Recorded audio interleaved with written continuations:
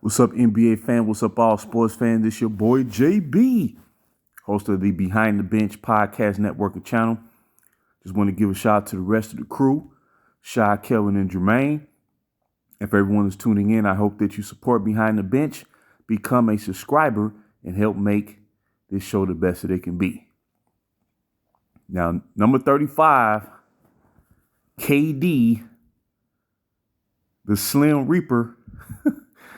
I like Kevin Durant. He stepped up big today for the Phoenix Suns, his newfound team. He stepped up big in a major way on the road versus the Detroit Pistons and staved off another defeat, which would have been, if I'm not mistaken, it could have been Phoenix Suns' third straight loss of the early season, and they can't afford to do that, playing in that juggernaut Western Conference.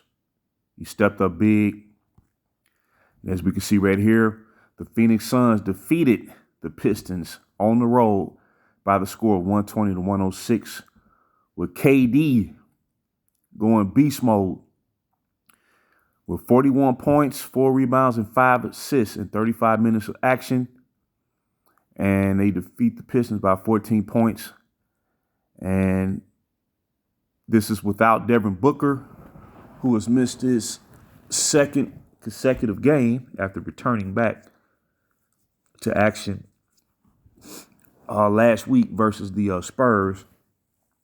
And Bradley Beal has yet to make his debut with Phoenix. Man, that's crazy to me. You trade for a guy, and Bradley Beal is he's an awesome player. He's averaged 30 points a game before in the season for back in Washington. He's a big-time scorer at the two-guard spot, but he hasn't played yet. And like I said, Phoenix could have fell to 3 games below 500, and the more you lose early on, the harder it's going to be to dig yourself out of that hole. And, with the Western Conference, the way it is, as deep as it is, you can arguably say the Western Conference, in terms of all 15 teams in the West, that conference could arguably go 13 deep. And even the Portland Trailblazers, they are 3-3 after 6 games. So really, when you get right down to it, the Spurs, who just lost today to Toronto, they're 3-3.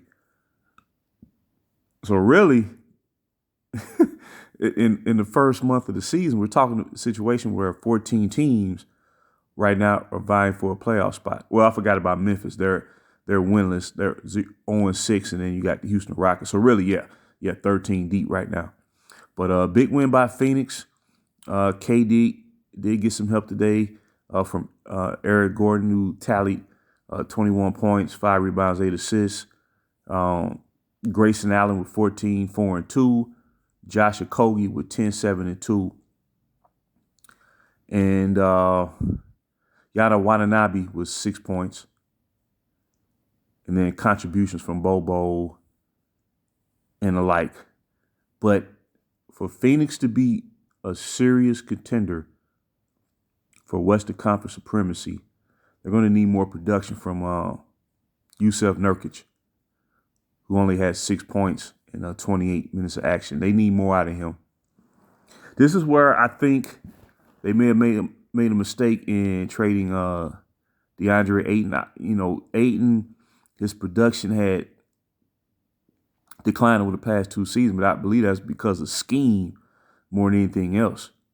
Because the year they went to the finals in 21, he was averaging, or 2021, he was averaging like 18 and 10, somewhere around there. And then during the playoff run, he had multiple games where he was scoring 20 plus. Me personally, I believe Ayton is better than Nurkic, but they say Nurkic fits in better with Phoenix. After trading for KD and bringing in Beal, to play along with Booker. But hopefully, I think it's just a matter of injury. They gotta get healthy, and we have yet to see the quote unquote big three on the court at the same time. But I'm looking forward to seeing Bradley Beal make his debut, I figure it's going to happen sooner than later. You know what I'm saying? I mean, with Phoenix winning today, they have a record of 3-4. They could have went 2-5, but KD played big time today, no doubt about it, with 41 points as the Phoenix Suns defeat the Detroit Pistons on the road with a score of 120-106. So I just want to drop that nugget. And until next time, this is JB for BTB Behind the Bench.